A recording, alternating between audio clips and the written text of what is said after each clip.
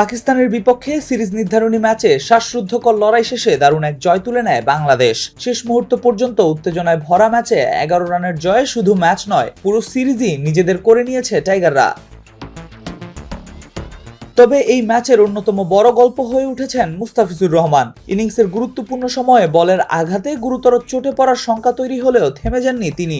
ব্যথা নিয়ে মাঠে দাঁড়িয়ে পরের বল করতে এসে তুলে নেন গুরুত্বপূর্ণ উইকেট। তার এই লড়াকু মানসিকতাও দলের প্রতি নিবেদন যেন নতুন করে উজ্জীবিত করেছিল পুরো দলকে।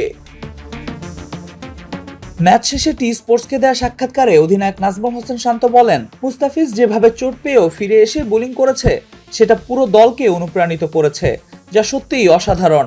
তার ভাষায় এমন ডেডিকেশনই দলকে বড় মুহূর্তে এগিয়ে নিয়ে যায়। অন্যদিকে শেষ ওভারের নাটকীয়তা ম্যাচে যোগ করেছিল ভিন্ন মাত্রা। ঋষাদের বলে নেওয়া একটি গুরুত্বপূর্ণ রিভিউ ম্যাচের মোড় ঘুরিয়ে দেয় বাংলাদেশের দিকে। সেই সিদ্ধান্তের পেছনে ছিল লিটন দাসের বুদ্ধিদীপ্ত পরামর্শ। শান্ত জানান, ওই সময়ে সঠিক সিদ্ধান্ত নেওয়াটা ম্যাচ জয়ের কাজটা আরো সহজ করে দিয়েছিল। আর লিটনের পরামর্শটা ছিল দারুণ, যা গেম অ্যাওয়ারনেসেরই অংশ। ম্যাচের শেষ দিকে পাকিস্তানের ব্যাটিং আক্রমণ কিছুটা চাপ তৈরি করেছিল বাংলাদেশের উপর। বিশেষ করে একটি ওভার স্পিনারদের দিয়ে করানো নিয়ে দলের ভেতরে চিন্তা কাজ করছিল কিনা এমন প্রশ্নের জবাবে শান্ত বলেন, ভালো উইকেটে খেলতে গেলে এমন ক্লোজ মোমেন্ট আসবেই। পাকিস্তান খুব ভালো দল, এমন পরিস্থিতি তৈরি হবেই। তবে আমরা পুরো ম্যাচে ভালো ক্রিকেট খেলেছি এবং শেষ পর্যন্ত মাথা ঠান্ডা রাখতে পেরেছি।